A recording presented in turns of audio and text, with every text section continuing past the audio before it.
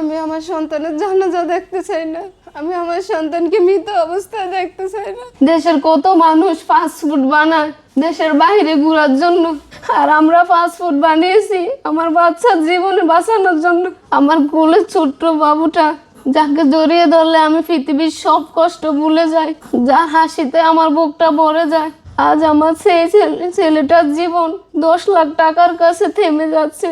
এই ছোট্ট আবরার এই অল্প বয়সে দাফনের কাপড়ের জন্য আসলে জন্মায়নি। এই ছোট্ট আবরার জন্মাইছে বেঁচে থাকার জন্য। সে বেঁচে থাকার জন্য অনেক লড়াই করে, 24 ঘন্টা কান্নাকাটি করে। এই আবরারের যদি আসলে টাকার অভাবে বা কি চিকিৎসার অভাবে মৃত্যু হয়, দেখবেন এই বাংলাদেশের 20 কোটি মানুষের মধ্যে অনেক মানুষ এগিয়ে আসবে ওরে শুধুমাত্র দাফনের কাপড় কিনে দেওয়ার জন্য।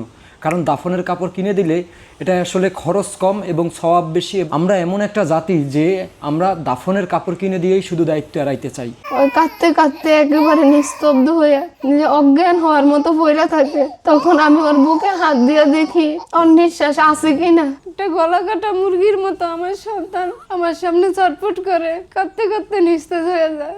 মা হয়ে কিছু করতে পারি না, আমি আমার সন্তানের কষ্ট সইতে পারি না, আমি আমার সন্তানের জানাজা দেখতে চাই না, আমি আমার সন্তানকে মৃত অবস্থায় দেখতে চাই না। আমার বাচ্চার কষ্ট দেখলে আমার মন চায় আমার নিজের শরীরের রক্ত বিক্রি করে হলেও ওরে বাঁচাই। আমার বাচ্চাটা জানে না তাকে বাঁচানোর জন্য আমি মানুষের দরজায় বারবার হাত পাততেছি। আমার বাচ্চাটা যখন হাসে তখন আমি ভাবি হাসিটা কবে জানি থেমে যায়। ওর হার্টের মাঝখানে অনেক বড় একটা ছিদ্র, একটা বাল্ব এখনো ওপেন হয়নি। হার্টের একটা রগ শুকায়া অনেক চিকন হয়ে গেছে। ডাক্তার বলছে ওর আরো অনেকগুলা জটিল সমস্যা আছে। ডাক্তার বলছে আমার বাচ্চার যত দ্রুত সম্ভব সার্জারি করতে, না হলে আমার বাচ্চার হার্টের মধ্যে যে রগটা একবারে চিকন হয়ে গেছে ওই রগে যে কোনো সময় রক্ত চলাচল বন্ধ হয়ে যাইতে পারে। তখন আর আমার আবরারকে কোনোভাবে বাঁচাতে সম্ভব হবে না। ডাক্তার বলছে ওকে দেশের বাইরে নিতে হবে। আর যদি টাকার অভাবে আমার সন্তান মারা যায় তাহলে আমি কি নিয়ে বাঁচবো? আমার তো আর কিছু থাকবে না। আপনাদের কাছে আমি হাত জোর করছি, আমার কোলটা খালি হতে দিয়েন না।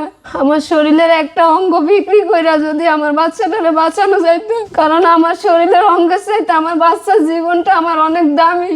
আর যদি আমার সন্তান চিকিৎসার অভাবে মারা যায় তাহলে আমি বাচ্চা থেকে কি হইব? আমি মারা গেলে তো আমার কবরে মাটি দেওয়ার মানুষও থাকবে না। এখন রমজান মাস, আমাদের দেশের অনেক বিত্তবান মানুষ আছে যাদের এই রমজানে জাকাত হয়। আপনারা তো জাকাতটা কাউকে না কাউকে দিবেন। আপনাদের এই জাকাতে হয়তো কারো 1 মাসের বাজার খরচও হবে। আপনাদের ওই জাকাতটা যদি আমার সন্তানকে দেন তাহলে আমার সন্তানের জীবনটা বাঁচবে, আমার বুকটা খালি হবে না।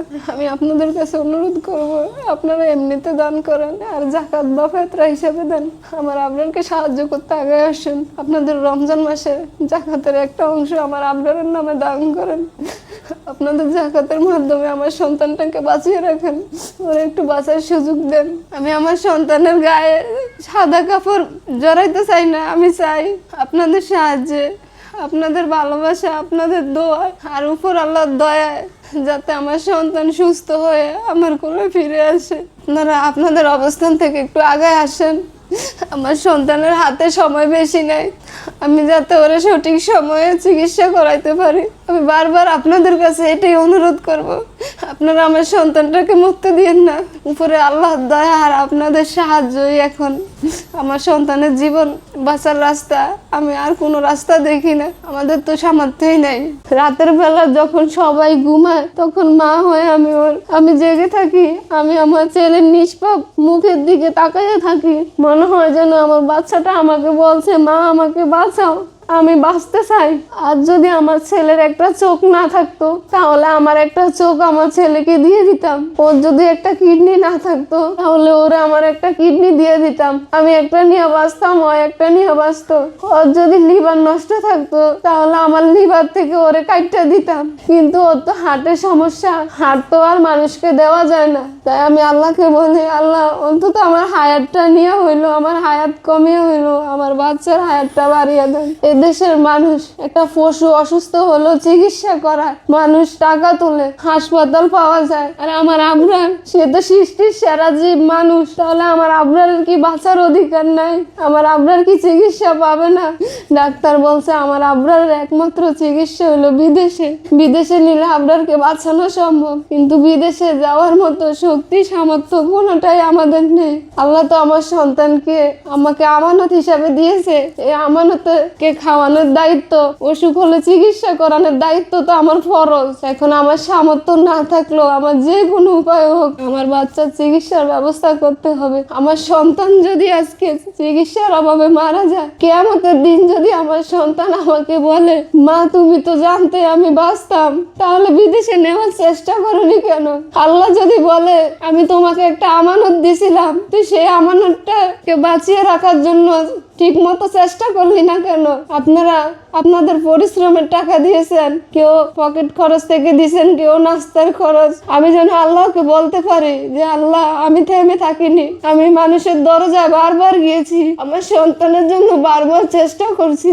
আমি যেন আমার সন্তানকে বলতে পারি তোমার মা গরিব ছিল কিন্তু তোমার দেশে চিকিৎসা নাই, বিদেশে চিকিৎসা করার জন্য তোমার মা সারা দুনিয়ার মানুষের দরজায় হাত পাচ্ছে বারবার। আপনারা প্লিজ দয়া করে আমার আবরারের ব্যাপারটা আপনাদের বন্ধু বান্ধব, আপনাদের প্রতিবেশী, আপনাদের প্রবাসী সবার কাছে আমার আবরারের ভিডিওগুলো একটু শেয়ার দিবেন। আমার আবরারের ব্যাপারটা একটু বলবেন, তারা যাতে আমার আবরার সম্পর্কে জানতে পারে এবং আবরারকে সহযোগিতা করার জন্য আগে আসতে পারে। আপনাদের কাছে আমি হাত জোর করে অনুরোধ করছি, আপনারা আমাদের ভিডিওগুলো একটু বেশি বেশি শেয়ার করবেন। আমার আবরারকে সাহায্য করার নাম্বার 01617224410। এই নাম্বারে বিকাশ, নগদ, রকেট খোলা আছে। এই নাম্বারে ইমো, হোয়াটসঅ্যাপও খোলা আছে। কেউ যদি আবরারকে ভিডিও কলে দেখে সাহায্য করতে চান, ইমো বা হোয়াটসঅ্যাপে কল দিয়ে আমার আবরারকে দেখতে পারবেন। আর ভিডিও শেষে স্ক্রিনে দেওয়া আছে আমার bank account number, Salma Akter, Kamrangirchar শাখা, ইসলামী ব্যাংক।